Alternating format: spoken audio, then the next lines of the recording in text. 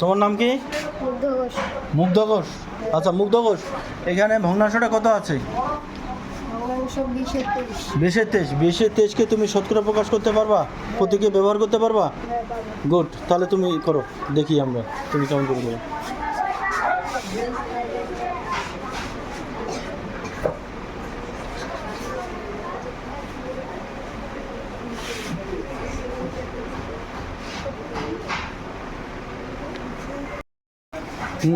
মুগ্ধ, আমরা দেখতে পাচ্ছি যে তুমি এখানে 5 দিয়ে গুণ করলা। কেন 5 দিয়ে গুণ করলা?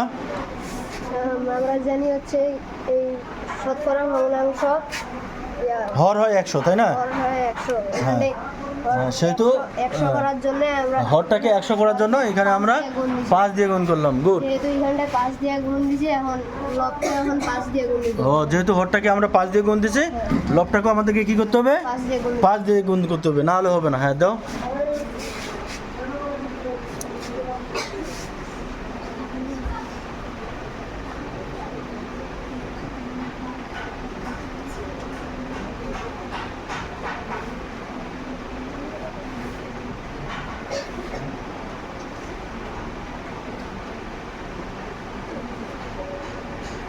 গুড, সুন্দর।